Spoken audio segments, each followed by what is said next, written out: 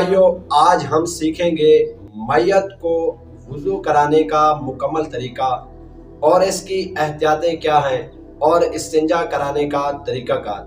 پیارے بھائیوں، آج کل غسل کے دوران سفید کپڑا اوڑھتے ہیں۔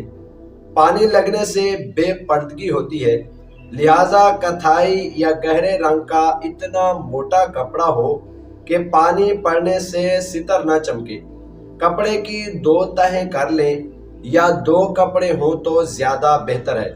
اب نہلانے والا اپنے ہاتھ پر کپڑا لپیٹ کر پہلے دونوں طرف استنجا کرائے، یعنی پانی سے دھوئے۔ پیارے بھائیوں، استنجا کراتے وقت ہاتھ پر کپڑا لپیٹنا بھی لازمی ہے، کیونکہ ستر کے مقام پر نہ نظر کر سکتے ہیں نہ بغیر کپڑے کے چھو سکتے ہیں۔ پیارے بھائیوں، جب بھی میت کو استنجا کرانے لگیں تو آپ اپنے ہاتھ پر کپڑا لپیٹ لیں۔ میت کے وضو میں پہلے گھٹنوں تک ہاتھ دھونا، کلی کرنا اور ناک میں پانی ڈالنا نہیں ہے۔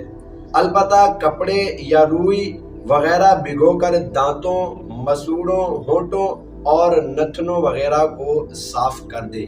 پھر نماز جیسا وضو کروائیں، یعنی 3 بار منہ، پھر کونیوں سمیت دونوں ہاتھ 3 بار دھلائیں، پھر پورے سر کا 1 بار مسح کریں، پھر 3 بار دونوں پاؤں دھلائیں۔ پیارے بھائیوں، آج ہم نے میت کو وضو دینے کا مکمل طریقہ سیکھا اور استنجا کرانے کا طریقہ سیکھا اور اس کی احتیاطیں کیا ہیں وہ بھی سیکھی ہیں۔ اللہ پاک ہم سب کو میت کے ساتھ خیر خواہی کرتے ہوئے اچھے طریقے سے وضو کرانے کی توفیق عطا فرمائے، آمین۔